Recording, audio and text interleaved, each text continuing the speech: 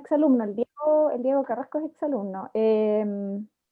No tenemos becas, yo no manejo nada de lo que es administrativo, yo sé que hay unos descuentos si uno es exalumno de la Chile, y también sé que hay por lo menos 2 o 3 personas que lo han tomado con becas de Fondart, de estas que son ventanilla abierta.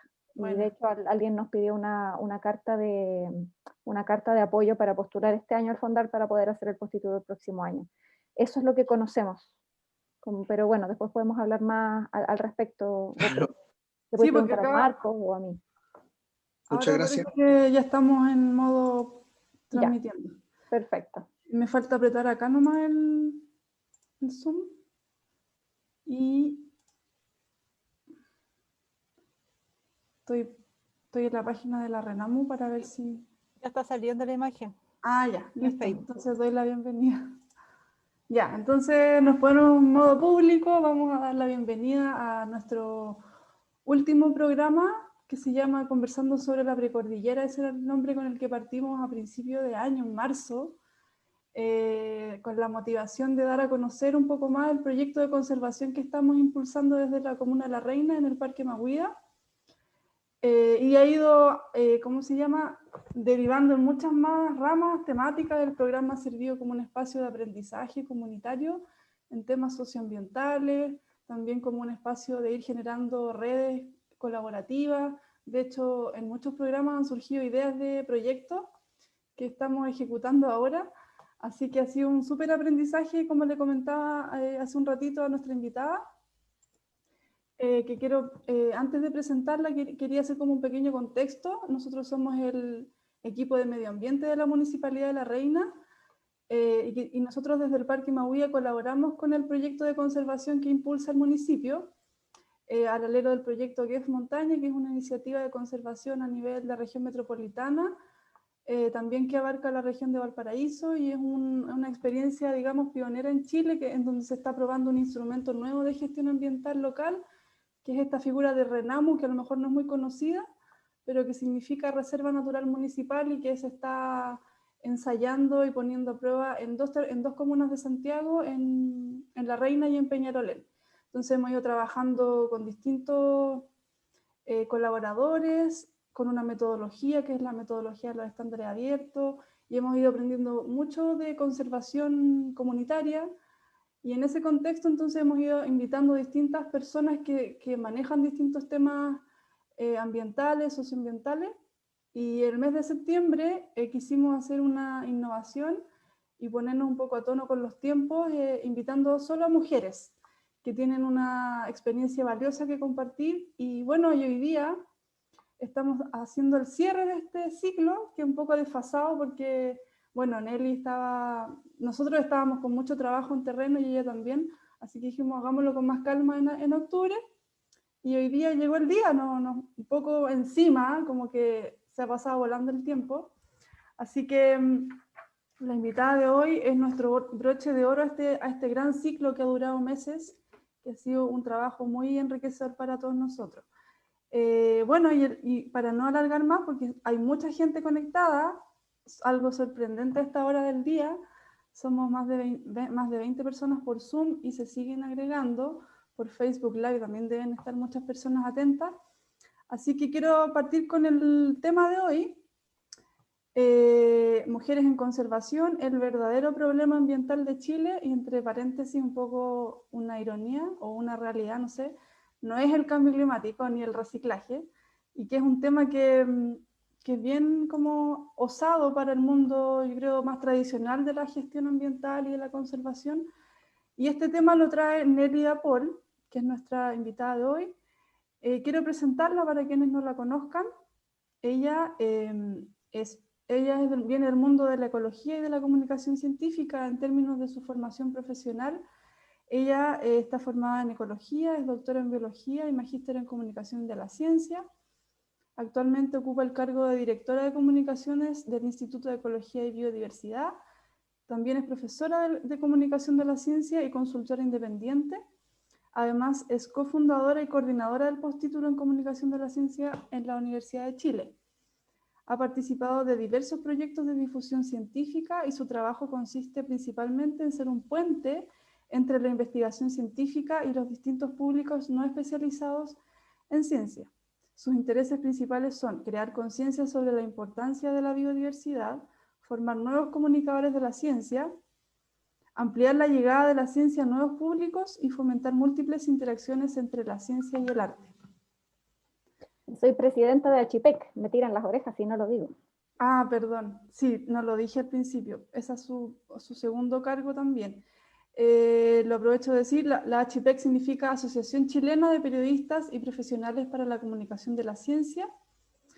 Bueno, y lo último que quiero decir sobre su carrera o su trayectoria es que ella ha escrito artículos para boletines y revistas, ha coeditado libros y blogs, ha fotografiado expediciones, ha generado contenido para páginas web, ha escrito guiones y grabado, producido segmentos radiales y desde diciembre, aquí viene, es presidenta desde el diciembre del 2018, es presidenta de la ACHIPEC, como ya decía, Asociación Chilena de Periodistas y Profesionales para la Comunicación de la Ciencia. Ahí la terminé de presentar, voy a cerrar mis cosas que me están sonando. Bueno, y quería agradecer también a Nelly, por supuesto, que se dio el tiempo en me imagino que tu agenda debe ser terriblemente apretada. Entre medio también eres mamá, así que tienes una tremenda, yo creo, eres una mujer con mucha actividad pública, así que estamos súper agradecidos y honrados de poder tenerte. Gracias a ti, Camila. Estoy feliz de estar acá.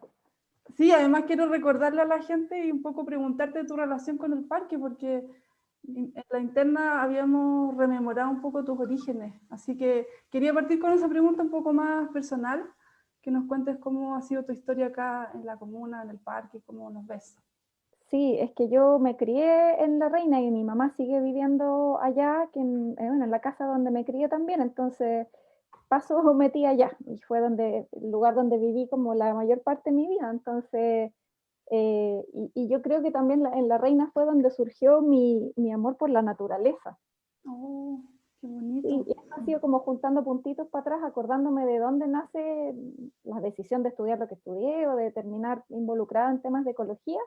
Y me acuerdo que cuando era muy chiquitita, siempre pedía que los fines de semana me llevaran como a la Reina Alta o entre las parcelas, porque había un lugar donde caía un hilo de agua, ahora uno ni lo miraría, y para mí eso era una cascada cuando era chiquitita, y quería que me llevaran allá entre medio de parcelas, casas, pero para mí eso era como si me llevaran al Amazonas, y todos los fines de semana quería ir para allá, y mi mamá se las arreglaba para encontrar una manera de llevarme. Ahora, ni sé qué calle era, a mí se me ocurre que ahora todo eso debe estar lleno de casas, pero me acuerdo que esa sensación como de estar en un lugar donde no primaba lo humano, obviamente sin esas palabras, siendo una niña muy chiquitita, a mí me generaba una fascinación. Yo creo que nací con esa fascinación y esa fascinación es la que me llevó a estudiar biología y después a dedicarme a la ecología y ahora a la comunicación de la ecología.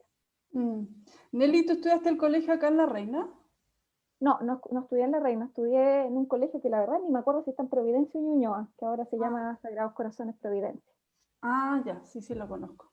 Ya, súper, qué bonito un poco descubrir ese nexo que tenías de antes, porque un poco la mayoría de las personas, no sé, a lo mejor estoy hablando muy en general, pero la Nelly ha sido nuestra profesora, guía en algunos procesos de ir buscando nuestras vocaciones, porque igual quiero destacar o comentar que es algo no muy frecuente que una persona que estudia ciencia básica, en tu caso biología, y después te formaste en ecología y incluso fuiste a hacer un doctorado, hayas transitado de ese mundo tan académico, científico tradicional al mundo de la comunicación, incluso ahora haciendo puentes con otras disciplinas. Entonces, ha sido como, yo creo que para varias personas que andábamos como medio buscando nuestro carnet de identidad vocacional, como una lumbrera, así, entonces no estamos tan locos, como que se puede hacer. Y tú fuiste una adelantada, yo creo, en eso, y me gustaría que nos contaras un poco cómo fue ese descubrimiento y cómo fue ese llegar a la comunicación de la ciencia. ¿Por qué llegaste a ese mundo? Bueno, como tú bien dices, cuando uno estudia una carrera científica, solamente te crían, digamos, para hacer investigación. O sea, no hay otro destino. Si tú entras a una licenciatura en ciencia, es para que evidentemente de ahí te vayas o al magíster, o si ya tienes claro que tienes vocación académica, directa al doctorado. Y eso, pues de hecho, por lo menos en la Facultad de Ciencias de la Universidad de Chile, donde yo estudié, donde tú también estudiaste, ni siquiera hay tesis, entonces no tienes un grado profesional, yo no tengo o sea, título, no tenemos título profesional, tenemos grados académicos, ¿no es cierto? Y entonces, como no se te enseña otra cosa, uno no ve otro camino, no existen otros caminos. Y en esos tiempos, no sé, pues hace casi 20 años era menos todavía. Y de hecho todo eso es ahora una discusión que se da a nivel ministerial, es como cómo les abrimos otros caminos a las personas que se forman en ciencia, porque no puede ser que el único camino sea la academia, no cabe todo el mundo en la academia, y tampoco es deseable que todos terminen haciendo investigación, porque necesitamos personas con este entrenamiento como súper detallado y específico y académico en todos lados, no solamente en el mundo de la comunicación, los necesitamos más en el gobierno, los necesitamos más en todos los lugares donde se toman decisiones, o incluso en el mundo del arte, en estudios de abogados. O sea, sería muy lindo que las personas que estudian ciencia y que después terminamos en carreras como que van de la manito, pero que no son investigación propiamente tal, ojalá nunca más escucháramos esa frase de te perdimos, que uno escucha mucho, te perdimos, te fuiste para ese otro lado. No me perdieron, me ganaron. ¿Cómo no lo ven así? Y yo creo que ese es un cambio cultural que tenemos que ir dando. Para mí la transición fue como súper, no sé, fue fácil de alguna manera. Fue durante el doctorado, o sea, como tú decías, yo iba en carrera académica porque no sabía que existía otro futuro posible. Y cuando estaba en el doctorado en Estados Unidos me di cuenta que yo no quería seguir haciendo eso, que no me gustaba saber tanto de algo muy estrecho, sino que me gustaba saber un poquito de todo y no todo de un poquito. Y nunca me enamoré de un área porque pues, la ciencia funciona así hoy en día. Es un nivel de especificidad gigantesco. Tú eres el experto mundial en esto y si te sacan de aquí y te hacen que hables de un poco de acá, ya te sientes fuera de lugar y tus colegas te pueden retar porque no estás hablando de lo que tú realmente sabes. Y nunca me enamoré de ningún nicho así de chico. Entonces yo quería tener otro estilo de vida, quería tener más libertad, porque también yo veía a los otros colegas académicos cómo se destrozaban y perdían sus últimos años de juventud trabajando y compitiendo entre sí, de una manera que yo no quise esa vida para mí. Y dije, bueno, ¿qué es lo que tengo? Tengo formación científica, ok, ¿y qué tipo de vida quiero? Quiero saber un poquito de todo, quiero viajar, quiero ser creativa, quiero trabajar interdisciplinariamente con gente de otras profesiones, porque en ciencia a veces se piensa que algo multi o interdisciplinario es como un biólogo molecular con un biólogo, con un genetista al lado, súper interdisciplinario. No, yo quería trabajar con artistas, con escritores, con bailarines, con actrices, con de todo. Y así fue como fui derivando, como pensé, bueno, existe algo que se llama periodismo científico, de ahí me di cuenta que, o fui estudiando y me di cuenta de que existía un paraguas mucho más amplio, que es la comunicación de la ciencia, que para mí es todo lo que cabe en esta interfaz entre la ciencia y la sociedad. Y ahí dije, ya, yo creo que por ahí va la cosa. Y me fui a Inglaterra a hacer un magíster en comunicación de la ciencia y ahí descubrí mi nicho para siempre jamás, lo que aprendí allá lo uso prácticamente todos los días y estoy súper feliz, lo paso chancho. Me encanta ser un puente entre los distintos tipos de investigación y distintos públicos. Me encanta, o sea, ahí me encontré totalmente. Y no me siento ni menos científica ni menos nada. O sea, y yo siento que la ciencia me ganó, no me perdió. Qué bueno. Sí, totalmente. Muchos yo creo que a lo mejor queremos sentirnos así, pues como no fuera de lugar. Oye, quiero recordarle a la gente que se ha ido incorporando, que han sido varios, que vamos a hacer una entrevista con Nelly. Yo tengo algunas preguntas, pero si ustedes quieren hacer sus preguntas, las pueden hacer en el chat. Yo las voy a ir leyendo a la medida que vayamos como haciendo algo más orgánico para que no nos dispersemos por tantos temas. Y al final les voy a dar la palabra para los que quieran hablar directo con Nelly. Y Valesca Lovera, que es mi colega del parque, Mahuida, nos va a leer las preguntas del Facebook al final. De paso, quiero ir leyendo que hay muchos bonitos comentarios. Dice Román, un gusto, soy de Los Ángeles, del Biobío. Marieta desde Santo Domingo. Diego Carrasco, muy buen diplomado, desde el sur, con cariño. Eso. Así que bueno. Quería también, estamos en un contexto de pandemia y con toda esta situación rara en la que estamos, ya te conocimos un poco más tu historia, de cómo estás haciendo tu trabajo, pero ahora a lo mejor sería bueno como conocer tu visión del contexto pandemia porque, por ejemplo, acá en el Parque Mahuía estamos recibiendo mucha gente, producto del encierro, ¿no es cierto? Hay como un boom por visitar las áreas silvestres, cosa muy buena por un lado.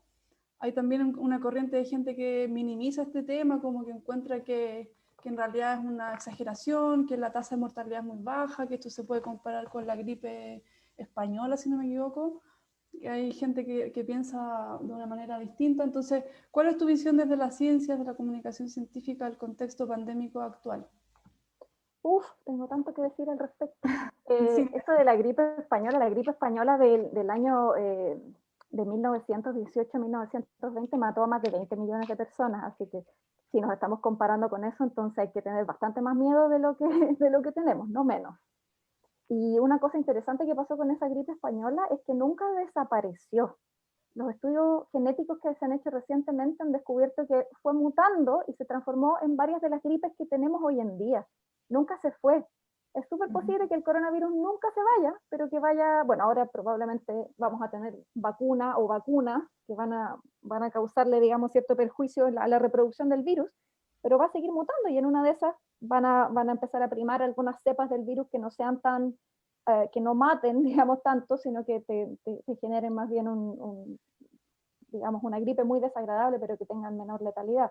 No lo sabemos, pero es posible que tengamos que convivir con este bicho tal vez para siempre, en distintas, digamos, categorías y con más defensas y más cosas a nuestro favor, pero eso es algo que puede pasar.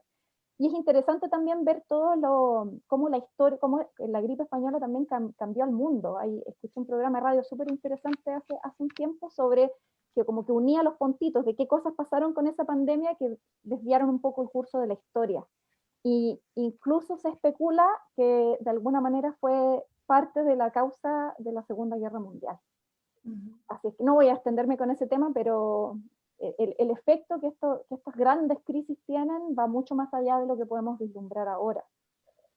Yo creo que la pandemia es real, yo creo que hay múltiples circunstancias que han hecho que las personas desconfíen más de la ciencia y que empiece entre ellas algunos canales de comunicación internos que no tienen ningún como choque con entes externos, como son los grupos WhatsApp, que yo considero que son el Satanás encarnado, aprovecho de decir acá, odio WhatsApp profundamente, en esos grupos internos que no reciben ninguna voz más que de la gente que está dentro, circulan cosas que rebotan contra sí mismas y en el fondo actúa como una especie de caja de resonancia de un tema sin ningún input de otros lados que pudiera decir, oye, pero hay otro tipo de datos o de evidencias que podrían sopesar las opiniones. Entonces, yo creo que ese tipo de comunicación que se da con mucha virulencia también hoy en día hace que las ideas como que se queden medio endémicas y se queden, que no cambien o que vayan mutando de acuerdo a la entrada de nuevos inputs de evidencia. Eso a mí me preocupa. En parte también siento que la ciencia tiene una responsabilidad en la misma pérdida de confianza que la gente siente hacia la ciencia, y es porque siempre ha mostrado sus mejores colores. Nosotros nos enseñan en la ciencia como, mira, este montón de maravillas fueron descubiertas por estos genios, ¿no es cierto? Y eso no tiene cuerpo, uno no se imagina que uno pueda hacer ciencia, y mucho menos desde el tercer mundo. Generalmente esas maravillas descubiertas, que es como te lo enseñan en el colegio, generalmente las descubrieron hace mucho tiempo hombres blancos, viejos, heterosexuales del hemisferio norte. Entonces, ¿qué nivel de involucramiento puedes sentir tú con la idea de ser científica, por ejemplo, desde acá? Y la ciencia entonces, más que comunicar todo su proceso y cómo también es histórica, cómo ha metido las patas un montón de veces, en vez de mostrar todo eso, como que trata de mostrar siempre los resultados más bonitos. Y cuando tú ocultas todos esos procesos en una caja negra, lo último que haces es generar confianza, lo último. Otra cosa que quería mencionar al respecto sobre la ciencia y cómo fallamos en comunicarla siempre como pensando que es información, es que las personas, y ya deberíamos tenerlo súper claro, la psicología lo tiene súper claro, hasta el marketing lo tiene claro, las personas no cambian de opinión por tener más o menos evidencia, por tener más o menos información.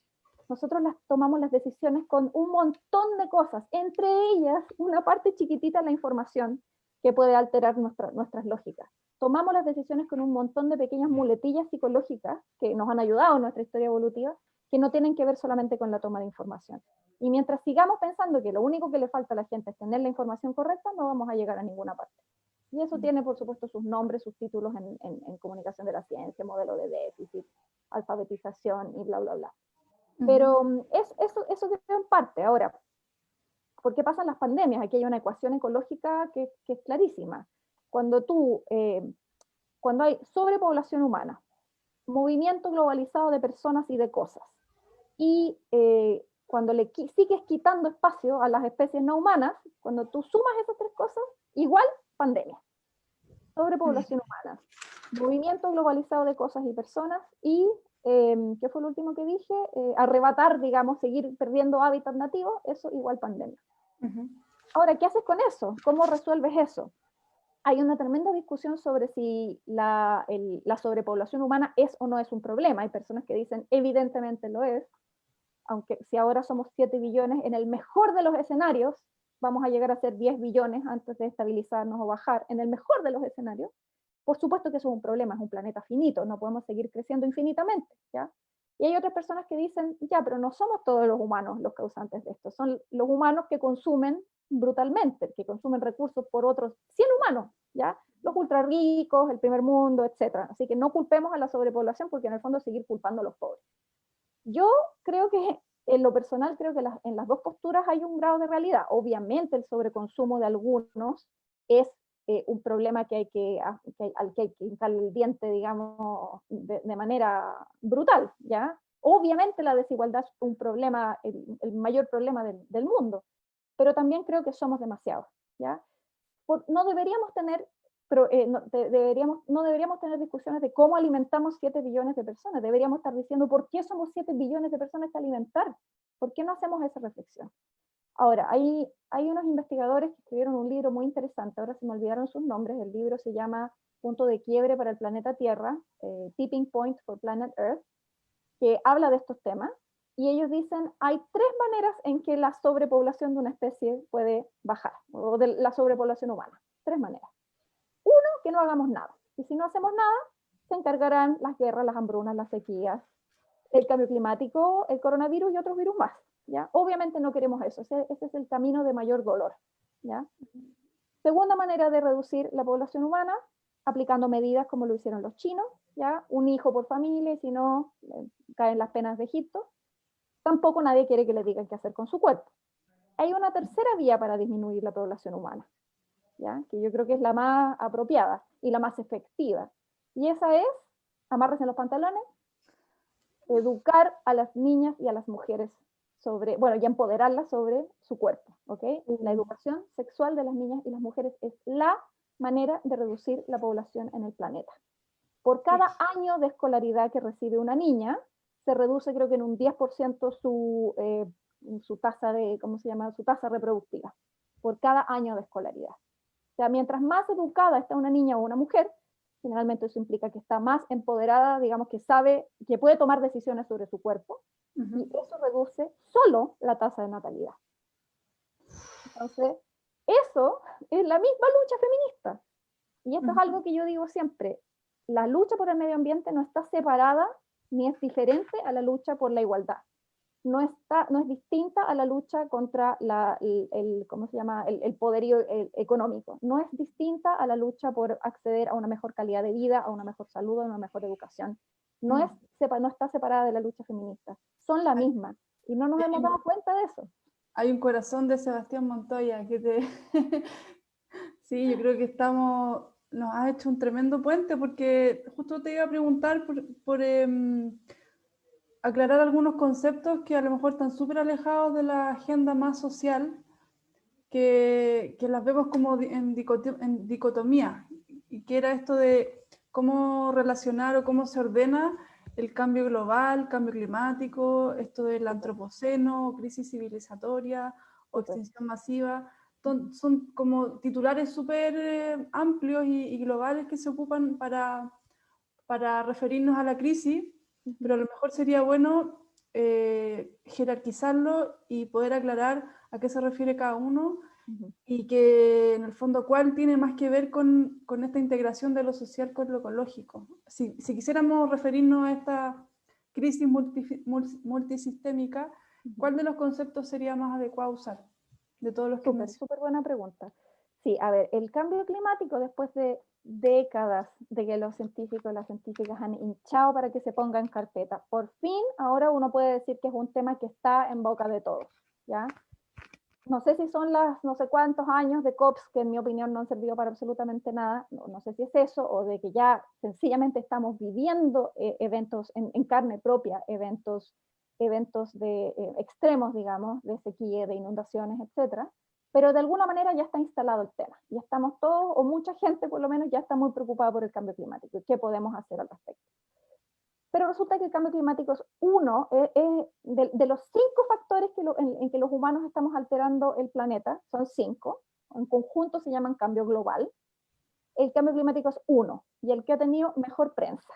Yo no creo que el cambio climático debería tener peor prensa, o que debería parecer menos. Yo creo que los otros 4 deberían estar igual de arriba, en términos de ¿cómo se llama? Del zeitgeist, del hablar de la gente, ¿no es cierto? Yo creo que a los otros les falta que les demos mucho más bombo. Por eso yo prefiero hablar siempre de cambio global. Ahora, son 5, ¿no es cierto? Cambio climático. Zanjemos al tiro la duda, el cambio climático que está ocurriendo ahora sí tiene un componente muy alto que es de origen antropogénico. Son nuestras acciones las que están haciendo que se caliente el planeta Tierra, en gran medida sí. Al margen de que antes los ciclos Milankovitch no sé qué más, el eje de la Tierra, las glaciaciones, ya que antes era todo un país, un planeta tropical, sí, pero ahora ya hay más que suficientes datos para decir que nosotros estamos causando esto, ¿ya? Sí. Y punto. Yo no voy a decir una palabra más de eso porque ya se han dicho demasiado. Sí. Pero hay otros 4 factores. 1, o sea, ya 2, digamos, cambio climático, 2, especies exóticas invasoras. En este movimiento globalizado de personas y de cosas, se trasladan accidental o a propósito muchas especies de un lado para otro. Y algunas de esas especies terminan reproduciéndose sin control en ese lugar nuevo al que llega. A eso se le llama una especie exótica invasora. No todas las exóticas son problemáticas, ya la mayoría de las cosas que comemos provienen de otros continentes, pero sí es invasor cuando ya no necesita que un humano vaya y lo riegue, sino que se expande solo y empieza a comerse, digamos, otros hábitats. Eso es una invasión biológica. Ejemplo, aromos, pinos, eucaliptos, dedal de oro, castores, perros y gatos, ¿ya? Aunque duela, sí, son especies exóticas invasoras, por lo menos los gatos están llevando a la extinción de muchas especies de aves en lugares donde, bueno, en muchos lugares, un lugar donde se ha medido muy bien es en Australia, ¿ok? Así que sí, la tenencia responsable de mascotas también es algo de lo que deberíamos estarnos preocupando, es parte de los problemas que estamos causando al planeta. Y creo que, si no me equivoco, las especies exóticas invasoras son causantes de al menos un 10 o 20% de las extinciones de especies hoy en día. Ya, íbamos en 2. El otro problema era la contaminación en todos sus sabores y colores. Polución del aire, contaminación por nitrógeno, por el exceso de fertilizantes que usamos, pesticidas, metales pesados, etcétera, etcétera, etcétera. En general la contaminación también tiene bastante prensa, ¿no es cierto? Es el problema ambiental que primero identificamos. De hecho, desde la revolución industrial es que está identificado el problema de la contaminación, porque nos afecta nuestra salud humana de modo directo, lo podemos ver. La gente se muere de asbestosis, etcétera, etcétera. Lo vivimos aquí en Chile. Y entonces las problemáticas socioambientales o las problemáticas de justicia socioambiental generalmente ocurren ahí. O sea, ese es el primer lugar donde se ven. Los pobres sufren más por problemas de contaminación que terminan matando, ¿ya? Y eso también es algo que no, el tema de la justicia socioambiental yo creo que también le falta mucho conectarse con la academia. La academia todavía está demasiado enfocada en estudiar, siento yo, por lo menos desde las ciencias naturales, no de las sociales, demasiado enfocada en estudiar los ecosistemas como un poco por sí solos. Y todavía falta que se conecten con las problemáticas de la justicia socioambiental, ¿ya?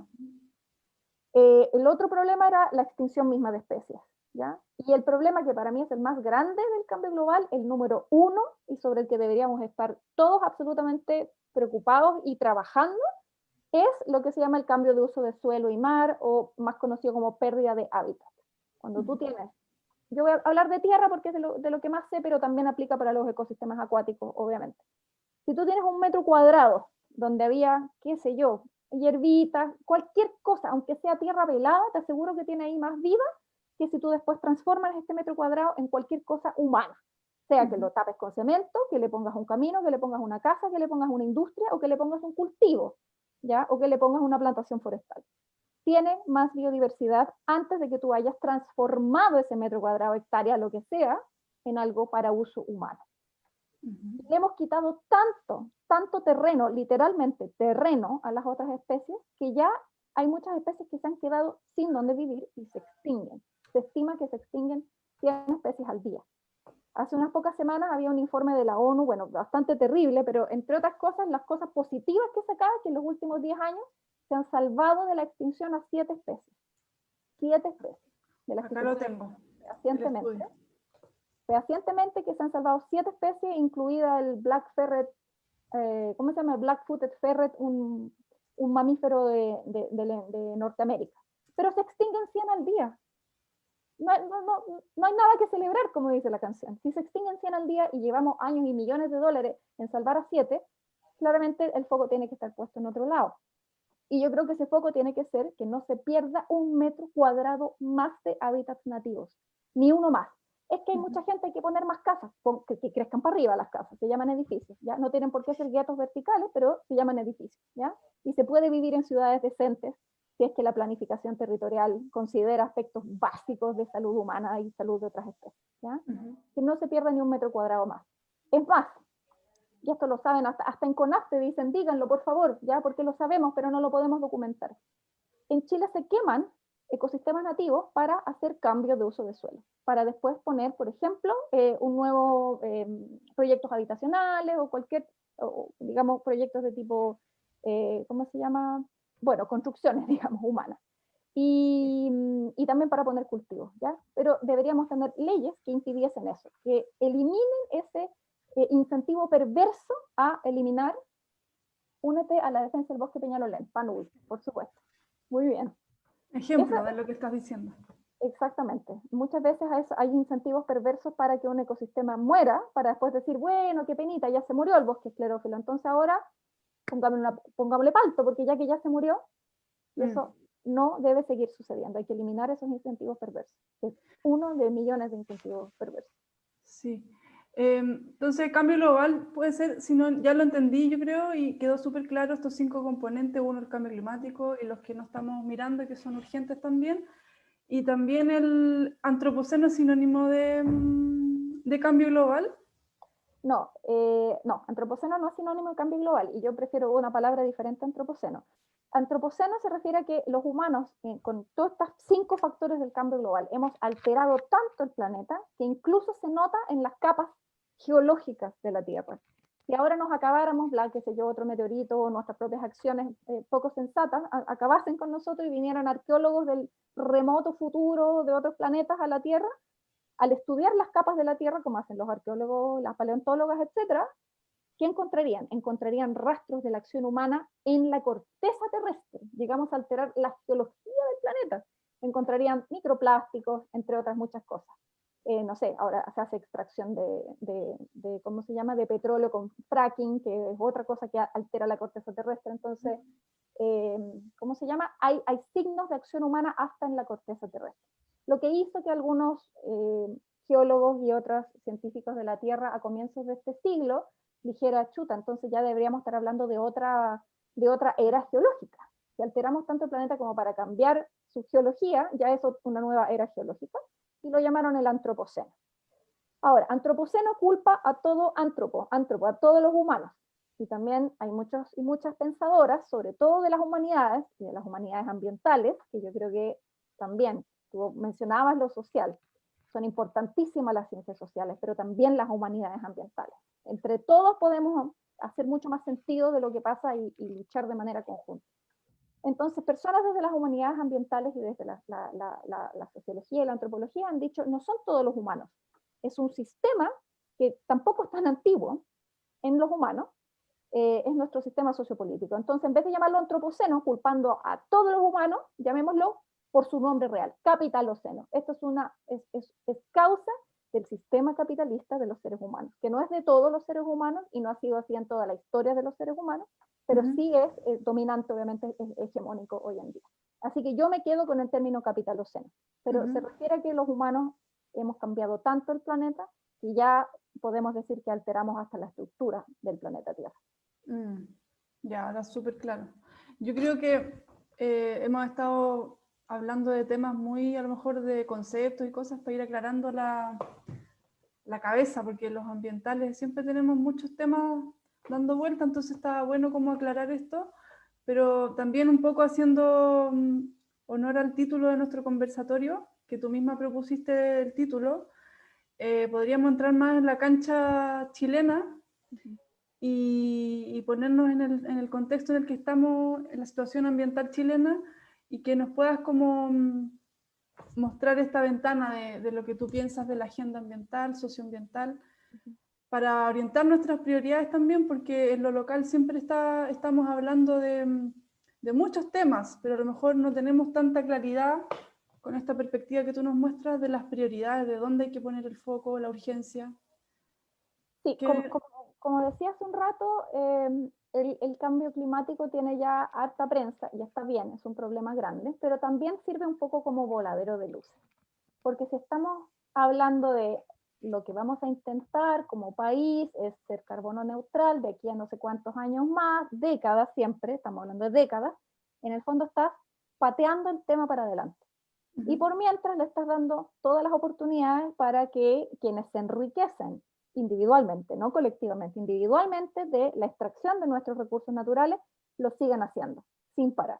¿Ya? Si decimos vamos a intentar hacer planes, no sé qué más, para de aquí al 2050, 2060, ya no nos va a quedar nada nativo al 2050 y 60. Además, imaginémonos un escenario imposible, ¿ya? Imaginémonos que mañana nos transformamos en carbono neutral, ¿ya?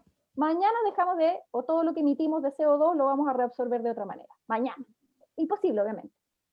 ¿En qué va a redundar eso en términos de proteger nuestra flora y nuestra fauna y nuestra biodiversidad? En nada. ¿Y nos va a proteger de la catástrofe climática? En nada. ¿Por qué? La atmósfera del planeta Tierra es una, ¿ya? Incluso si nosotros, que somos absolutamente pichiruche en el escenario mundial con respecto a lo que emitimos de gases de efecto invernadero, si nosotros nos fuéramos a cero, no le haríamos nada al cambio climático. Nada, nada. Porque los que tienen que parar sus emisiones es Norteamérica, China, India. La pandemia del coronavirus se estima que va a reducir ¿cómo se llama? Los gases de efecto invernadero durante 2020 en un 6%. Eso es como si la India entera dejara de emitir gases de efecto invernadero en un año. Y ese 6% debiese ser la reducción anual de aquí al 2050 si quisiéramos lograr los acuerdos menos ambiciosos de las COP. ¿Ya? Si quisiéramos así, ya el menos ambicioso, creo que no sé, 5 grados, una cuestión así, deberíamos reducir en 6% a nivel planetario todos los años nuestras emisiones hasta el 2050. Lo único que ha logrado reducir en un 6% las emisiones planetarias de gases de efecto invernadero fue una pandemia que lleva más de 1 millón de muertos. ¿Ya? Eso. Vamos a hacer eso de aquí al 2050, pero ya sin pandemia, sino mediante nuestras acciones personales y gubernamentales y los acuerdos entre países. No, eso no va a pasar. Entonces yo creo que nosotros deberíamos hacer nuestros esfuerzos ambientales, deberían ir enfocados en que, de nuevo, no se pierda 1 metro cuadrado más de ecosistemas nativos.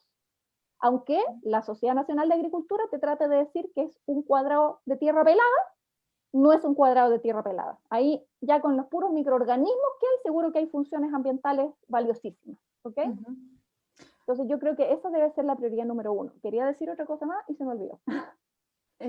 Igual te iba a decir que lo que tú estás diciendo está pasando acá al lado, que lo mostré antes, que la comuna de Peñalolén tiene, ¿no es cierto?, el Parque El Panul, que es privado y la gente lo está defendiendo del proyecto inmobiliario. Y así, un montón de otras partes también hay luchas puntuales y aisladas de defensa de territorio en contraposición a proyectos más de desarrollo urbano, qué sé yo. Entonces, esto que dices tú a lo mejor tiene que ver con una concepción o con un entendimiento del desarrollo que no vea la conservación o al cuidado de los hábitats como algo que tiene sentido para la economía, para lo social, como que está por un lado el desarrollo urbano y la ciudad, y por otro lado la conservación. La conservación a lo mejor no se ha sabido posicionar como una actividad con un sentido económico y social. Es que yo creo que siempre nos estamos haciendo las preguntas incorrectas. De nuevo, para mí no es la pregunta cómo vamos a alimentar a 10 billones de personas. Para mí la pregunta es, ¿por qué tenemos que ser 10 billones de personas? Yo creo que la cosa está equivocada.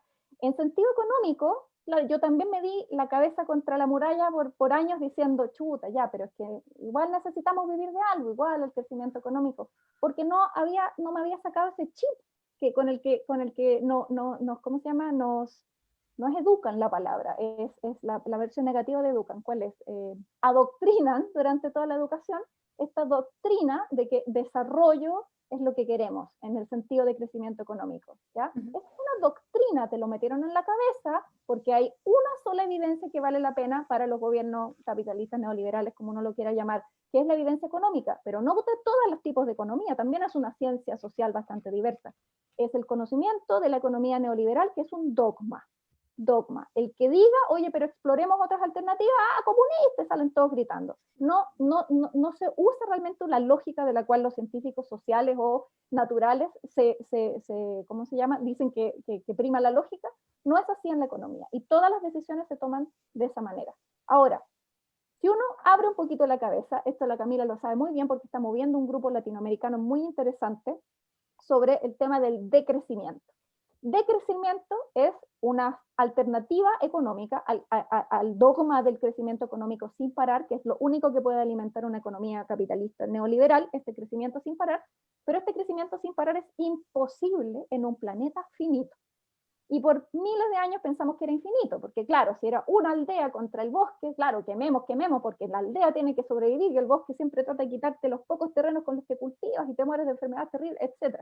Pero ahora resulta que la matriz es humana y lo que quedan son islotes de ecosistemas nativos, que también venimos nos vienen convenciendo hace miles de años, desde las religiones monoteístas para adelante, que podemos ser, que somos superiores como ser humano, que nuestro rol es usar toda la, comillas, creación, ¿ya? Resulta que nosotros dependemos de todas esas otras especies, tanto como ellas están siendo vulnerabilizadas por nuestras acciones, ¿ya? Y si terminamos con esos ecosistemas, no es que nosotros con nuestra tecnología podamos inventar otra cosa para vivir. No vamos a poder vivir, ni nosotros ni nadie más, ¿ya? Me fui súper por las ramas. Yo generalmente... No, pero estamos... Tranquila, no sé a dónde iba, ese es el problema. Me olvidé a dónde iba de tanto irme por la rama. No, pero... de crecimiento, ya me acordé. Ya, sí. Claro, bueno, y existe desde los años 70 en Europa, con otros nombres en otros lugares, existe esta noción de optemos por un decrecimiento económico que no signifique irnos a pique, que no signifique una recesión, sino que signifique que de a poco vayamos como cambiando nuestra macroeconomía, nuestra microeconomía y nuestros valores para ser felices con menos. Esto no significa ponerle freno al bienestar de quienes todavía no logran un estándar básico de bienestar, que son la mayoría de los países del mundo, ¿no es cierto? No significa que, ya que en Europa ya crecieron lo suficiente, ya sus estándares, entonces todos los demás tienen que parar. Significa que todos a nivel planetario nos pongamos de acuerdo que qué es lo que necesitamos para vivir. Y eso, ¿qué es lo que necesitamos para vivir? No es tener una lavavajilla, ni una secadora de ropa si vives en el desierto, ni un auto para ir a comprar el pan, ni una casa más grande para que los vecinos se impacten, ya que el poseer no tiene por qué ser sinónimo de felicidad. O sea, esto implica un cambio a nivel realmente de cosmovisión. Ahora, un cambio, es un cambio de paradigma total. Ahora, para nosotros, como gente urbana, occidentalizada, colonizada por todos lados, suena como, wow, manso cambio de paradigma. Pero para muchísimas poblaciones que han estado mucho más conectadas a sus territorios históricamente, no es la mansa maravilla, es como de crecimiento que me estáis diciendo. Yo vivo aquí en mi comunidad, en la selva, hace miles de años, yo estoy súper bien así, me vienen a decir que si les vendo no sé qué cosa me puedo comprar un auto, yo no quiero un auto.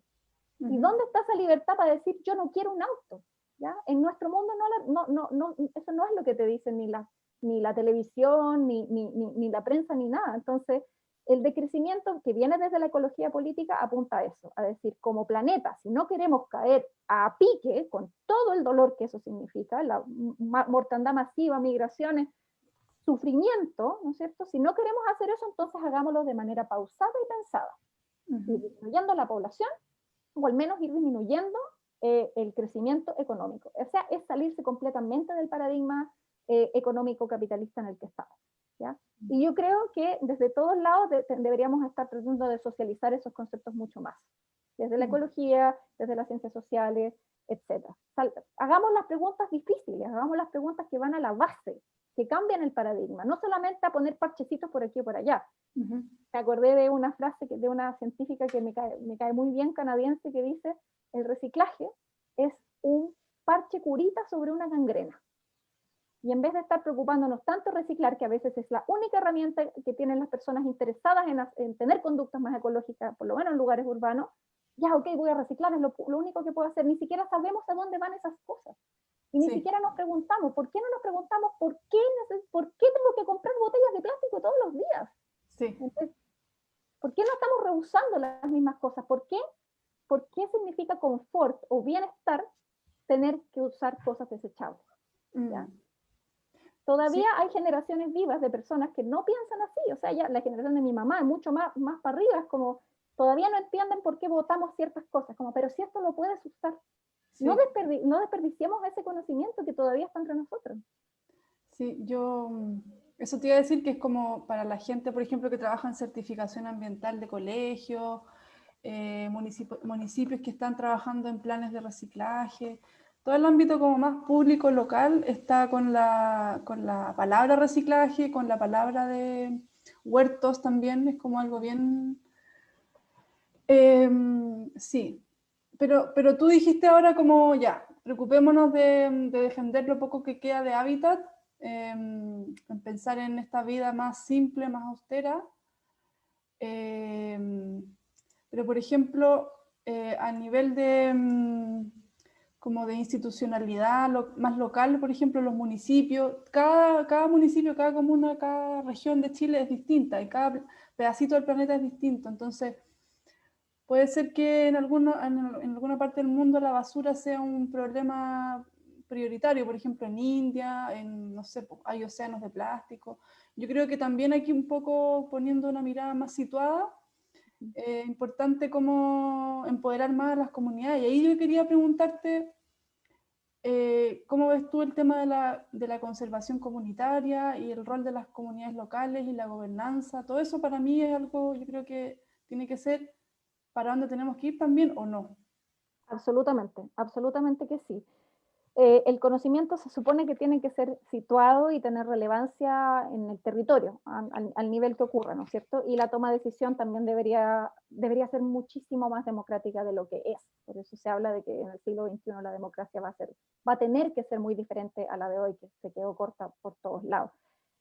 La conservación comunitaria dentro de la conservación, tuvo su momento, tuvo también personas que la criticaron, pero yo creo que, como decía hace un rato, si no juntamos todas las luchas, no vamos a ganar absolutamente nada. Entonces, la conservación comunitaria es justa, porque es justa para toda la comunidad de seres vivos de un lugar, la comunidad de humanos y la comunidad de no humanos de un lugar, pero que sean de ahí. Entonces, que los beneficios ¿cuál es lo contrario de beneficios? Las cargas, se me olvida. Daños, o cómo se llama, que sean locales. Cuando los beneficios son locales y cuando los daños son locales, se toman las mejores decisiones para todas y todos. ¿Ya? Ahora, yo siento que muchas de estas como consultas que se hacen en los procesos ambientales son completamente insuficientes. O sea, se hacen las consultas y después todos se dan palmaditas en la espalda, pero la verdad es que no son realmente vinculantes muchas veces. Y se queda completamente corto. Pero lo que más creo es que los distintos grupos deberían estar conectándose entre sí y también conectándose con otras disciplinas. Hay una cosa que está pasando ahora que me deja con harta esperanza, que es un grupo al cual pertenezco, que se llama Mesa Transversal por el Bosque Esclerófilo, y que es un grupo de personas muy preocupadas de lo que está pasando con el bosque esclerófilo, el matorral esclerófilo, la vegetación ahora de Chile Central, por ejemplo la de Parque Mahuida, que se ha secado mucho por la sequía de los últimos 10 años, y que en el verano pasado incluso se habla de que hubo un browning, ¿no es cierto?, que se puso café, y eso significa que la vegetación del bosque esclerófilo está muriendo. Eso puede implicar incendios muy, muy, muy grandes esta temporada. Entonces se forma esta mesa, pero es una mesa realmente que tiene gente diversa, tiene científicas y científicos, tiene personas de las comunicaciones ambientales como yo, y tiene también actores locales, ya personas que están luchando por sus territorios con ninguna formación en ciencia, pero que te dan cancha y tiro al lado a los científicos en muchos temas, y están juntos trabajando mano a mano y de una manera horizontal, y a mí eso me da esperanza. Ojalá que se formaran otros grupos con ese nivel de transversalidad, donde distintas experticias de verdad conversen, pero cara a cara, y no con estructuras jerárquicas o impuestas por la maquinaria del Estado, que es completamente subsidiaria al poder económico. Así que eso es una cosa que quería decir. Otra con respecto a la conservación comunitaria, que yo creo que sí, que es el camino, que es la manera justa de hacer las cosas. Y yo les recomiendo para quienes están metidos en el mundo de la conservación que lean un libro que está gratis, disponible online en PDF, está en inglés, que se llama The Conservation Revolution, de Fletcher, y se me olvidó el otro autor. De ahí les puedo dejar el link, The Conservation Revolution. Es un libro realmente espectacular que junta lo que es la conservación de la biodiversidad con las problemáticas socioambientales y con el modelo económico, y propone una alternativa que se llama conservación convivial, ¿ya? Sí. Convivencia. Entonces, eso es algo que yo recomiendo para quienes estén metidos en el mundo de la conservación, porque claramente no te lo enseñan en la universidad. Sí, esta, Conservation Revolution. Gracias, Tam. Sí, aquí voy a... pucha, estoy tratando de compartir el libro, pero no logro hacerlo. De todas maneras, Está en el chat, lo pusiste el nombre por lo menos. Ah, ya, sí. Ahí, gracias, Luciano. También quería... eso de la conservación convivial, si puede... Convivial. Convivial se dice. Qué Sí. raro el nombre, pero es este Que modelo no es de... castellano. Ah, ya. Pero ¿cómo sería la traducción? Es que esa es mi traducción, no sé si habrá una mejor, porque el término es un neologismo, convivial. Se le ocurrió a alguien, ni siquiera se hacía en inglés, porque el autor original de los años 70, que de hecho es uno de los autores fundacionales del decrecimiento, Iván Illich, de hecho tampoco hablaba inglés de lengua materna, no sé si lo escribió en francés siquiera. Así que eso, yo creo que es conservación convivial en español. Ya, súper. Ahí lo compartió Luciano. Mira, voy a leer algunos de los comentarios porque está súper abultado el chat de cosas, así que para ir haciendo un diálogo con la gente que nos escucha. Acá dice una persona que se llama Agustín Brito, dice, actualmente en Chile existe una alta cantidad de personas estudiando, esto nos estamos yendo al inicio de la conversación. Dale.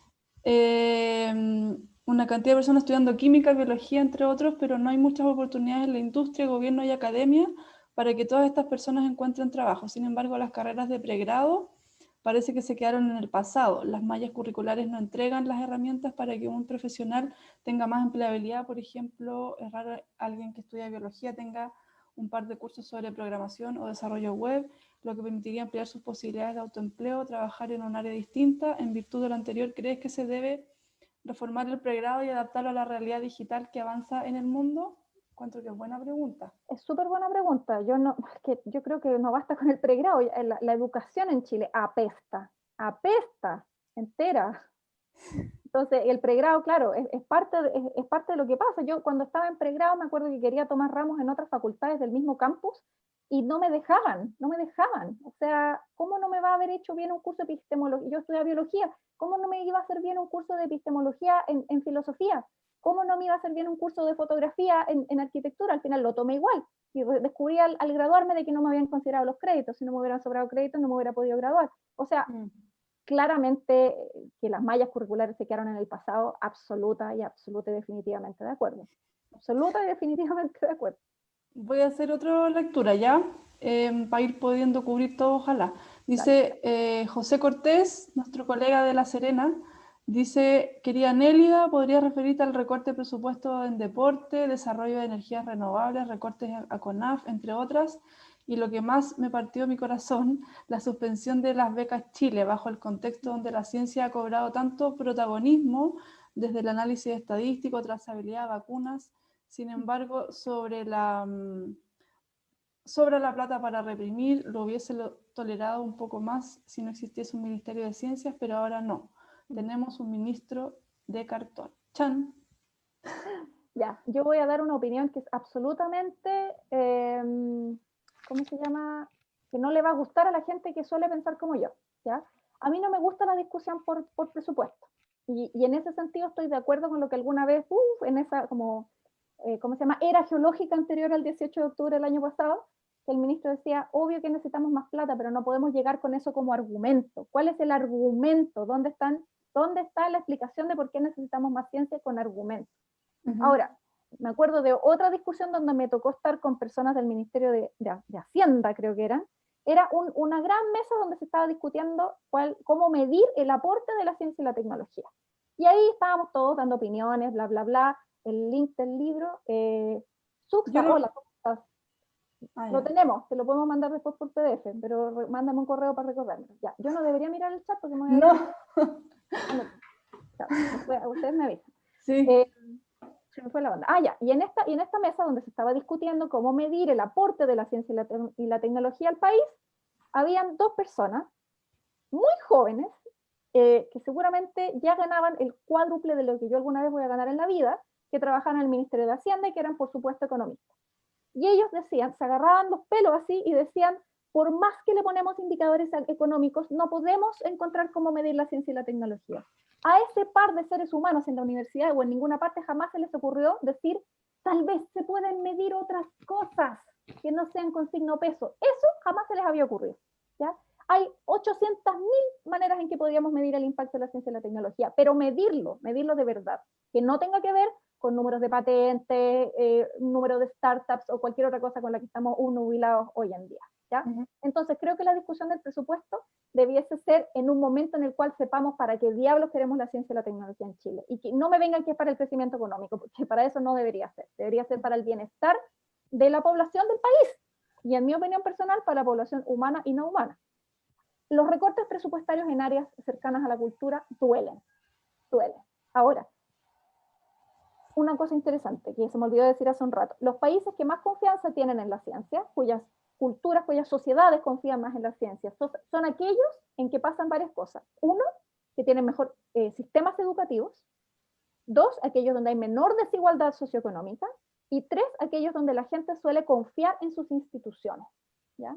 Nos gusta o no, la ciencia se ve como una institución. Aunque nosotros estemos adentro y sepamos que tiene lógicas diferentes, que no es el gobierno, desde afuera se ve como parte de la institucionalidad. Y cuando cae la confianza en la institucionalidad, como ha sucedido obviamente en Chile, sobre todo en el último año, que ha bajado en picada la confianza en las instituciones, con ello también cae en picada la confianza en la ciencia, porque van juntas en la visión de la gente. ¿Ya? Entonces, si yo estuviera en una situación política en la cual yo confiase en las instituciones, que no es el caso, ¿ya? Si hubieran recorte presupuestario porque hay una tremenda pandemia, yo diría, ok, si aquí esta plata se va a ir en que personas que han perdido su trabajo puedan llegar a fin de mes de aquí a, qué sé yo, 6 meses más, qué sé yo diría, no importa, los recortes en cultura los comprendo, ¿ya? No es el caso. ¿Ya? En este caso, uno no sabe a dónde van esos recortes en ciencia, en cultura, en deporte, y perfectamente pueden ser, como se salió el otro día en las noticias, para comprar regalo de Navidad para los hijos de los carabineros y los militares. Y en ese caso, por supuesto que estoy en desacuerdo. Ahora, una cosa más que quiero decir al respecto, que tampoco es una opinión muy popular, pero bueno, es mi opinión. Y es que no hay que ser ingenuos políticamente. El ministro de Ciencia es la última prioridad del gobierno. ¿Ya? Es la última, seguramente el que le limpia las botas a la ministra, a la mujer, porque esto contó una vez el ministro en una reunión y me pareció muy interesante. Dice que se sientan a la mesa, cuando se junta el gabinete, se sientan, históricamente es una tradición, en orden de creación de los ministerios. Entonces, qué sé yo, Hacienda, como se llaman las otras importantes, se sientan al lado del presidente y de ahí más lejos, mientras más nuevo es el ministerio. Entonces, el ministro de Ciencia se sienta al lado de la ministra, creo que era la mujer, y deporte, una cosa así. Eso es súper, es un poco para reírse, pero en el fondo muestra que el Ministerio de Ciencia tiene poder cero. Así como el Ministerio de Medio Ambiente tiene un poder muy bajo y ya lleva más de 10 años de existencia, tiene un poder muy bajo, el Ministerio de Ciencia tiene aún mucho menos poder. Eso significa que él puede dar todos los golpes sobre la mesa que quiera y nadie lo va a escuchar. Y lo único que van a hacer es correrlo para el ladito, alienarlo. En mi opinión, es un ministerio que necesita construir poder para sí mismo a lo largo de un tiempo mucho más largo de lo que dura uno o dos gobiernos. Entonces, no tenemos idea de lo que pasa tras bambalinas, no tenemos idea cuántas pataletas él dio, pero no es algo que sí va a ganar después de un año de estar ahí en el ministerio. Ahora, si en 10 años más la gente que está en el ministerio va a despertar y va a decir valió la pena estar ahí en ese momento, no tengo idea. pero yo creo que es imposible que haya logrado algo siendo que tiene un poder político absolutamente nulo. Yo no creo que lo que se haya logrado sea sinónimo de sus intenciones, a eso voy. Yo sé que es una opinión impopular entre muchos, pero eso creo yo. Súper, gracias Nelly. Último, que es un comentario, no una pregunta, pero igual lo leo. Dice, Néstor recomienda la revisión del trabajo de Luis Vitale hacia una historia del ambiente en América Latina, desde las culturas aborígenes a la crisis ecológica actual. Luis comenzó a hablar de esto en 1983, partiendo con un capítulo de crítica a la ciencia contemporánea. Saludos Nelia, me reflejo en tu experiencia, Néstor. Ahora le quiero pedir a Valesca, mi colega del Parque Mahuida, que si puede leer algunas preguntas del Facebook, y mientras tanto quería tocar algunos así como titulares si es que nos alcanza el tiempo. Quería preguntarte ¿sí? algo, ¿puedes salvar el chat después? Porque ahí va, yo creo que sería Sí. interesante después tener acceso al chat para ver ¿sí? los comentarios y los otros recursos que están saliendo. Me gustaría leerlo después. Ya, genial, lo vamos a hacer. Vi que publicaste hace poco en tu perfil, perdona lo metiche, pero tuve que refrescar un poco lo que estabas haciendo, así que publicaste una crítica al estudio que salió de la ODS, a ver, espérate, acá lo tenía, sobre desarrollo sustentable, a ver, lo tengo acá. Informe sobre biodiversidad de la ONU advierte encrucijada para la humanidad y apunta a 8 transiciones necesarias. Y tú hiciste un comentario al respecto en un artículo en Ladera Sur. Brevemente, algún comentario para que... Sí, ahí están los objetivos de desarrollo sustentable, que hay un paper que también después les puedo compartir si es que queda una conversación circulando entre los asistentes, que muestra que los objetivos de desarrollo sustentable no han logrado frenar la desaparición de la biodiversidad. Marginalmente han mejorado la situación de algunas personas en el mundo, digamos, grupos, ¿no es cierto? Pero no han mejorado la situación de la biodiversidad. Para mí, eso entonces, los objetivos de desarrollo sustentable son un voladero de luces. Otro más. Yeah. Otro más. Ahora, el informe de la ONU sobre las metas Aichi, que son las metas de biodiversidad que se establecieron en no sé qué conferencia internacional en Japón el año 2010, que eran las metas para 2020, o sea, las metas a lograr 10 años después, pésimo, nos ha ido horriblemente mal a nivel planetario. Y por otro lado salió una noticia de que Chile era el país que salía mejor parado en términos de cómo le ha ido con estas metas de toda Latinoamérica. Y uno dice, chuta, ya vamos bien entonces, pero si uno lee la letra chica, nos ha ido peor en metas climáticas, peor en biodiversidad, peor en presupuesto asignado para la conservación. ¿Y por qué salimos tan bien rankeados? Porque ¿sabéis en qué salimos bien? En hacer informes. Somos el país que más ha hecho todos los informes necesarios, todos los informes. Y como eso también es una meta y tiene todos esos informes sobre los que no se actúa, por eso salimos bien parados en los rankings. Así que hay que leer esos rankings con lupa, porque son otro voladero de luces, en mi opinión. Eso. Estás silenciada. Las palabras más dichas en los últimos 7 meses en el mundo. Vale, ¿hay alguna pregunta del Facebook? No, mira, harta gente ha estado mirándose atenta, pero solamente hay un saludo de Amay Sarabia. Dice, con Nelly me encontré en el mundo. Abrazos. Ya. Solo eso. Hola, saludos. Gracias.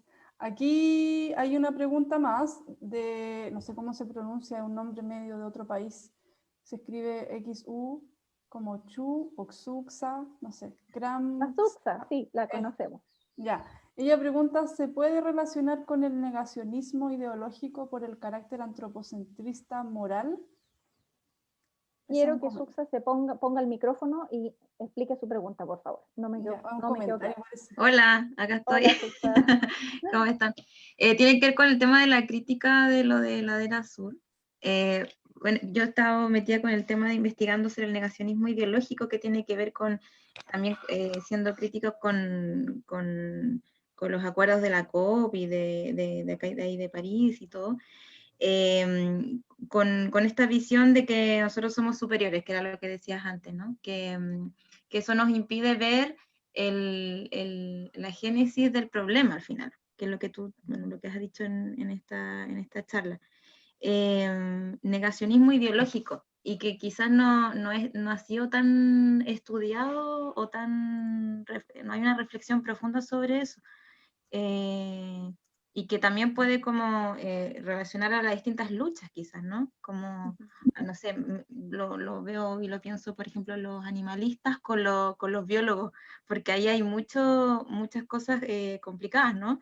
Los animalistas quizás piensen que tienen una postura mucho más crítica con respecto a cómo se hace conservación. Entonces, ¿cómo llegamos a un acuerdo también entre luchas distintas no sé, para actuar a tiempo igual? Hay un libro que recomiendo, fue mi introducción al ecofeminismo, y se llama Claves ecofeministas, de Alicia Puleo, que es una filósofa ecofeminista española. Y esa es una de las cosas que ella plantea, es como todos tenemos algunas diferencias, ¿ya? Hay diferencias éticas, epistemológicas, ideológicas, hay diferencias más dentro de una misma disciplina, y terminan generando grupos que están peleados a muerte. Y eso es lo que nos tiene sin poder como juntarnos en una sola voz, en pro defensa, en este caso, de la sobrevivencia planetaria. Realmente yo no sabría ponerle un nombre mejor que ese. Pero sí, porque yo creo que, no sé si te refieres bien a esto, pero yo creo que muchas veces las cosas en una tecnocracia como en la que vivimos, un gobierno donde se dice que aquí lo que prima es la eficiencia, y para eso importan los datos, y vamos a tomar las mejores decisiones basadas en qué es lo que es más técnicamente correcto. Y yo creo que los científicos caen mucho en ese juego, en el juego de no, yo solamente poseo evidencia, ¿ya? Yo no me voy a meter en política porque esta es mi evidencia. La evidencia está tan cargada de color político o ideológico como cualquier otra cosa.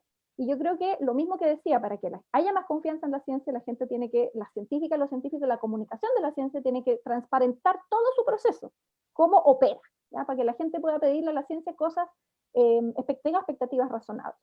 Lo mismo yo creo que pasa con los científicos, que tienen mucho miedo de dar su opinión. No, yo solamente doy el dato, pero resulta que todas las opiniones son políticas y están basadas en tus ideologías personales. Pero yo creo que la palabra ideología ha quedado demasiado, está como manchada, como el que la gente le rehuye, es como no, esto no es ideológico, esto es técnico. No existe tal separación. Todos operamos en nuestro trabajo y en nuestra vida cotidiana basados en nuestras ideologías, que son nuestras cosmovisiones del mundo. Y yo creo que eso también hay que transparentarlo y decir, yo opino esto, no solamente porque llevo 40 años midiendo esta cosa en terreno, sino también porque mi visión de mundo es que necesitamos un bienestar básico para todos, ¿ya? Y las dos cosas alimentan mi opinión y doy mi opinión. Y yo creo que eso falta mucho. No sé si te refieres un poco a eso, al negacionismo ideológico, pero yo definitivamente creo que esto es un problema que es de bases ideológicos. Es de la filosofía básica de cómo nos consideramos como especie, como seres humanos, en relación a la naturaleza o a los demás especies. No sé, sí. No tengo idea si te respondí. Sí, gracias, Nelly. Sí, tiene que ver con eso. Y también con todo esto, o sea, creo que lo considero así, esto de la pandemia y que estamos obligados un poco a acelerar estos procesos de cambio de paradigma también social y de cómo visiones que tú también dices. Creo que en cierta medida ayuda un poco a eso, ¿no? A este cambio drástico, radical, que tiene que ser sí o sí. Así que vamos a leer el libro de la Alicia. Gracias. Quería, antes que se acabe el programa, nos quedan 15 minutos. Voy a leer el último comentario y voy a abrir el micrófono para los que quieran hacer pregunta directa. 1 minuto para que haya posibilidad de más de una y nos alcance el tiempo. Aquí hay un comentario, dice, de Edgardo, me parece un poco sesgada la visión de especie invasora.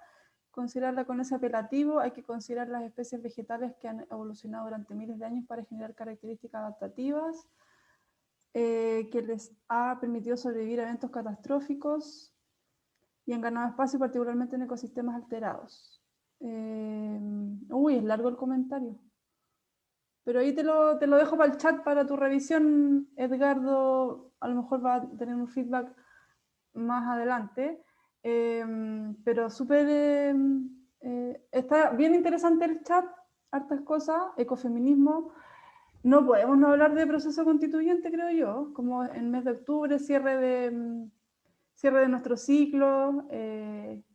¿Cómo ves el momento histórico en el que estamos viviendo como chilenos y chilenas? Y ahí hay una pregunta. Que apareció una pregunta, ya. Sí. Sobre el proceso constituyente, primero que nada, obviamente, absolutamente, definitivamente, con cada célula de mi cuerpo, sea mía o sea de mi microbioma, apruebo, ¿ya? Hasta mi microbioma aprueba, ¿ya? Eso para partir diciéndolo. Yo creo que tenemos un tremendo trabajo como comunidad interesada en asuntos que tengan que ver con la naturaleza, por llamarlo alguna cosa, un gigantesco trabajo de ponernos de acuerdo y tener acuerdos de mínimos comunes, ¿ya? Que es lo que nos va a permitir avanzar. Es como, ok, tú puedes pensar eso diferente a mí, pero en esto estamos todos y todas de acuerdo. Eso es lo que tenemos que encontrar, porque nos va a tocar, a algunas personas les va a tocar ser constituyentes, a otras, a la gran mayoría no les va a tocar ser constituyente porque nos están tratando de impedir el paso, digamos, pero vamos a tener que influir sobre las personas escogidas como constituyentes, estén en partidos políticos o qué sé yo. Hay que hacer ese trabajo que al final es un trabajo de lobby político, ¿ya? Y hay que tratar de meterles en la cabeza porque hay que luchar por los espacios naturales o los espacios nativos, por las personas, con todos los argumentos que tengamos. Quienes trabajamos desde la ecología, los argumentos ecológicos, los argumentos sociales, los argumentos económicos, los argumentos filosóficos, los argumentos de ética, los argumentos de estética, los argumentos religiosos, tenemos que taparlos de ese tipo de argumentos, ¿ya? Para que ellos puedan dar la pelea, ellos y ellas, los constituyentes, puedan dar la pelea ahí en la arena, en la guerra de las vanidades que va a ser esa cuestión. Entonces, eso a mí me parece absolutamente crucial. Hay varios grupos de personas relacionadas a la ciencia que están trabajando en esto, hay grupos de personas relacionadas a las ciencias ambientales trabajando en esto, hay lugares del mundo que tienen constituciones que han incluido o los derechos por los animales, por ejemplo, como en el caso de Suiza, o los derechos de la naturaleza en conjunto, en caso de Ecuador, Bolivia. Ahora, es una declaración de principios la Constitución, ¿ya? Que lo que hace es, más que abrir puertas, no cierra puertas. ¿Okay? La Constitución actual como está, con su Estado subsidiario en el cual el Estado tiene muy poca capacidad de acción y los privados tienen toda la capacidad de acción, ahí estamos fritos. Por eso hay que acabar con ese horror de Constitución que tenemos. Pero cuando tengamos una, incluso en el mejor de los casos, en que logremos poner los derechos de la naturaleza ahí, eso tampoco asegura nada. Pero es la declaración de buenas intenciones que puede dar pie y fuerza para que leyes surjan en que vayan realmente resguardando los territorios para el bien común a largo plazo. La Constitución no en sí misma no lo da, pero no es una garantía que permite que se establezcan esto. Gracias, Nelly. Aquí hay una pregunta, dejo el micrófono a Alfonso, por favor, breve, y después a Sebastián Montoya. Sí. Hola, hay hartos temas sobre el tema de la Constitución y el medio ambiente que se han discutido, el agua, los derechos de la justicia, de las comunidades, etcétera. Pero hay un tema que no he visto mucho y me pregunto si tiene pertinencia en una Constitución moderna, que es hablar sobre proteger el patrimonio genético del país y en particular de las semillas, dados los intereses privados que tienen algunos. Súper interesante. La verdad, no he escuchado ningún grupo y tampoco me involucro de manera directa con personas que estén en ese proceso de defensa como de soberanía alimentaria. Así que desde la ignorancia no te puedo contestar eso. Lo que sí me acordé es que hay un libro que también está disponible gratis online, que es hecho en Chile y se llama Huertas Familiares y Comunitarias en Chile, una cosa así, por favor. Sí, de Tomás Ibarra, ¿no? Tomás Ibarra y colaboradores, exactamente, está disponible, donde ellos hacen como, cada capítulo es un estudio de distintos lugares de Chile que están, digamos, promoviendo la soberanía alimentaria a través de las huertas familiares, comunitarias, indígenas, etc. Seguro que ahí hay personas que ya están pensando esto. Yo lamentablemente lo desconozco, pero voy a aprender. No sé si alguien lo está pensando como a nivel constitución. Yo creo que a nivel constitución van a ser bastante más, como paraguas más amplios digamos, lo que quede ahí establecido. Pero como decía hace rato, la en principio declarar el rol del país en proteger la biodiversidad también. Sí, eso es lo que tenemos que asegurarnos de que esté, ¿ya? Y para eso vamos a tener que influir mucho en los constituyentes. Acá Sebastián Montoya quiere hacer otra pregunta, adelante. Hola, muchas gracias por la charla, he estado todo el rato así muy interesado. La pregunta que yo tengo, y también como desde el área yo estudio biología ambiental, y me interesa mucho la vinculación que tiene el medio, el hombre, la humanidad con la naturaleza, justamente todo lo que se está hablando. Entonces mi pregunta va por el tema, ¿a dónde en este momento en el que nos estamos dirigiendo a este cataclismo, a dónde tenemos que apuntar todas nuestras fuerzas y dónde tiene que estar eso? Tiene que ser la unión de la academia con la sociedad, con la educación, y yo también como con la comunidad, ¿cómo yo me podría acercar para poder llevar a cabo esta lucha ahora, en este momento? Yo creo que la respuesta es todas las anteriores. Yo creo que la academia tiene un cierto tipo de conocimiento, las comunidades tienen otro tipo de conocimiento, las personas afectadas por A, B o C motivo tienen otro tipo de conocimiento, y sí, deberían estar trabajando todos en conjunto, como yo he visto que está empezando a pasar en eso que les contaba, esa mesa transversal por el bosque esclerófilo, ¿ya? Yo creo que están empezando a hacer esas juntas, digamos. Un lugar donde tal vez tú como persona que estudia ciencias ambientales puedes acudir es mi sociedad científica favorita en el país, que es la SOSOET, la Sociedad de Socioecología y Etnoecología, que ya llevo como 3 años diciéndole a la Camila que tiene que meterse. Es una sociedad que, a diferencia de las otras sociedades científicas, está constituida recientemente, hace como no más de 6 años, por personas súper jóvenes, y es de estructura horizontal, no jerárquica vertical, entonces no sufre de todas esas como problemas, llamémoslo, de esta estructura vertical. Y ahí hay personas desde la ecología y otras ciencias ambientales, sociólogas, antropólogas, etcétera, etcétera, etcétera, personas que están todo el rato en la interfaz humano-naturaleza. Entonces, yo me hice socia hace como menos de un año, cuando desperté junto con otro gran porcentaje del país, me hice socia y... Perdón, se entrecortó. Escribir el nombre para buscarlo. Yo lo escribo al tiro. Bueno. Genial. Corto, Sociedad de Socioecología y Etnoecología. Yo diría que como donde tú estás parado desde las ciencias ambientales podría ser un súper buen lugar para comenzar a comunicarte con personas que viven en esa interfaz entre la academia y la sociedad, en problemáticas socioambientales particularmente. Sí. Muchas gracias. Gracias a ti, Sebastián, por el interés y la motivación. Oye, como nos quedan poquitos minutos, me gustaría que pudiéramos hacer un cierre de alguna manera. A lo mejor, Nelly, si pudieras intentar que intentemos en conjunto pensar en claves o en palabras clave, en conceptos clave que cada uno de nosotros debería profundizar o cultivar más en comunidad. ¿Qué se te ocurre? Ay, es que son tantas. Yo creo que la palabra comunidad es importante.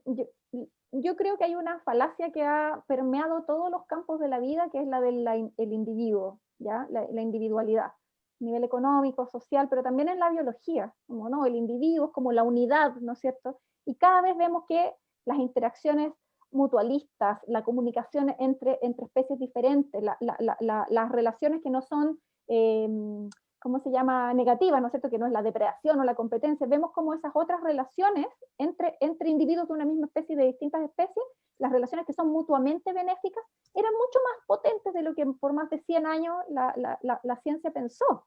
O más bien, todos aquellos pensadores desde la ecología y la evolución que pensaban que la comunidad tenía una cierta importancia en vez de esta lucha por el más fuerte, ¿no es cierto? Todos esos pensadoras y pensadores fueron acallados. Entonces yo creo que romper el paradigma de la individualidad y volver a darnos cuenta de que la única posibilidad del bienestar común está en lo común, ¿ya? Justamente en la comunidad. Y yo creo que eso es a lo que tenemos que apuntar, como tratar de estimular toda la manera en que podamos vivir más en comunidad, en todo sentido. Para mí eso es como el cambio de paradigma principal. Esta cuestión de que yo me rasco con mis propias uñas, la mejor manera en que toda la sociedad salga adelante es que cada una luche por lo suyo, eso para mí es totalmente falaz. Hasta los árboles, que hasta hace poco pensamos que eran casi piedras, resulta que se comunican entre sí, se cuidan entre sí, de una manera que nosotros los humanos, con todo nuestro super cerebro y corteza cerebral, no nos cuidamos entre sí. Entonces yo creo que tenemos muchísimo que aprender si fuéramos un poco más humildes. Yo diría que esa es la otra gran palabra, la humildad. Acá dice alguien, dignidad y educación. Alejandra Villavicencio dice, sería importante el análisis o la literatura respecto a la biodiversidad y salud, el impacto en la salud. Ujú. Hartas cosas más. Dice acá, si pudieras profundizar en lo que dijiste. Ya, está la última pregunta. Me gustaría si pudieras profundizar en lo que dijiste sobre la participación en el proceso constituyente, de que les estarían impidiendo el paso, entre comillas, te referiste como que hay una piedra de tope.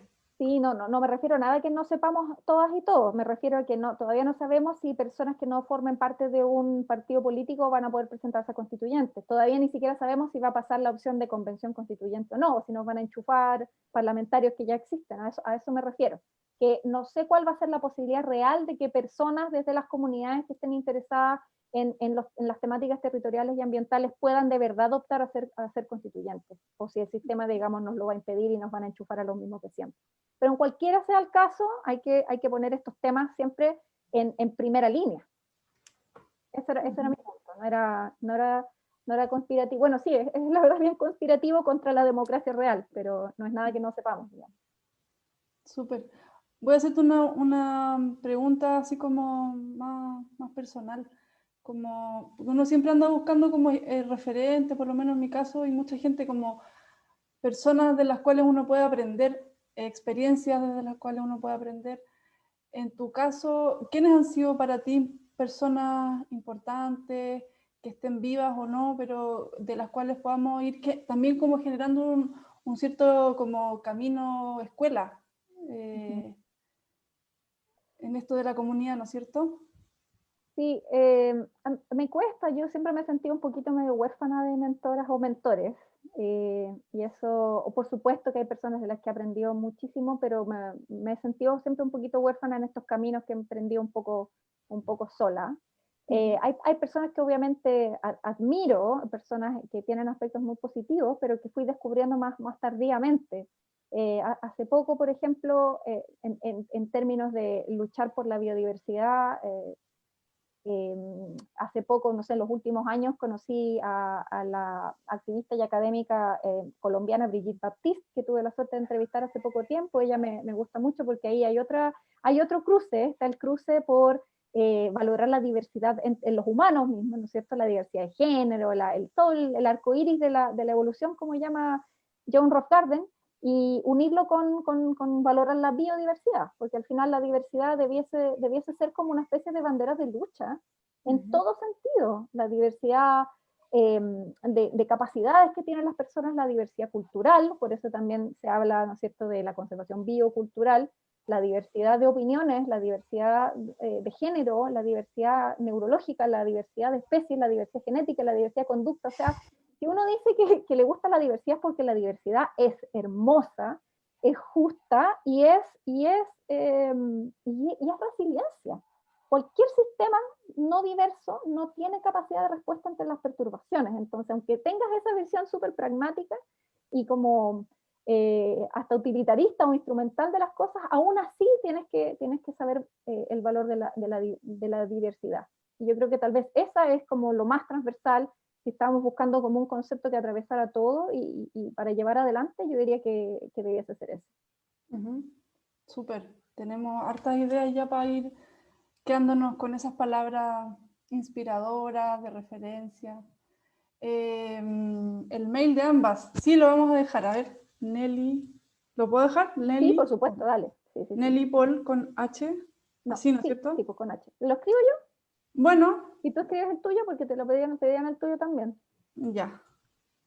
Camila. Y me gustaría que nos pudiéramos tomar una foto, porque como es el último conversatorio de mujeres en conservación, queremos tener un recuerdo, así que si quieren, los que quieran, pueden abrir sus cámaras para vernos las caras. Y yo, o la Vale, si está por ahí, nos puede ayudar con la foto, porque a mí siempre se me chisporrotea. Yo voy a dejar un comentario por acá, que Alejandra tenía esta es una respuesta para Alejandra, que hablaba de literatura respecto a biodiversidad y salud. Sí, hay toda una línea de investigación que lamentablemente en Chile tiene pocos exponentes aún, pero te voy a dejar el nombre de una colega mía que está haciendo su doctorado. su doctorado en el tema, ¿ya? Alguna vez nos tocó dar una charla y ella se ofreció voluntariamente y tuvo que aprender sobre el tema de biodiversidad y salud humana, y de ahí cada vez que necesitamos hablar de eso le pedimos a ella, al punto que se embaló tanto que ahora está haciendo su doctorado con eso, con ese tema. La Belén Gallardo. Sí, para que Ay, qué sepas, bueno. para que la invites para la próxima. Sí, la invité. Bacán. Ya, nos tomamos una foto, los que quieran. Ya, eso. Ahí de a poquito van a ir abriendo las cámaras. Gracias por cumplir este deseo medio caprichoso mío. Pero yo creo que es bonito tener un recuerdo de estas cosas. Ya, parece que somos los que somos nomás. Ya. A la guanchufri. Y ahí la otra página, porque somos 2 páginas de Zoom. Ahí. 1. Vale, ¿me ayuda? ¿Y con la foto? Ya. ¿Las tomaste? Yo tomé una. Sí, Ya. también saqué fotos. Ya, gracias, Vale. Y ahora nos despedimos porque son las 4 y no queremos abusar del tiempo de todos, en especial de Nelly. Así que... Guarda el chat. No te Sí, olvides, sí. Queda guardado por defecto además. Así que... Ah, ya, verdad que está grabando. Sí. Así que me despido como a nivel personal y también a nivel del equipo, como feliz de haberte podido conocer un poco más, tus ideas, tus sentires y pensares de la conservación y el mundo ambiental. Y espero que sigamos en contacto, que vengas al parque a recorrer el proyecto que estamos haciendo con Valesca y todo el equipo. Están todos invitados a conocer el proyecto. Estamos terminando el sendero con los voluntarios y voluntarias. Un sendero muy bonito para hablar de cambio climático, algo que no es prioridad, pero que lo estamos como reorientando más a lo local y estamos como en sintonía igual con lo que Nelly nos ha ido mostrando. Así que eso, muy agradecida Nelly de ti. Gracias y de todo lo que por la haces. invitación y arriba Parque Mahuida. Aguante Mahuida. Abrazos a todos. Chao. Estamos en contacto. Abrazos. Chao, que estén bien. Muchas gracias por la charla. Chao, Sebastián. Chao, gracias. Uy, se pasó volando. Voy a cortar la grabación. Gracias, chao.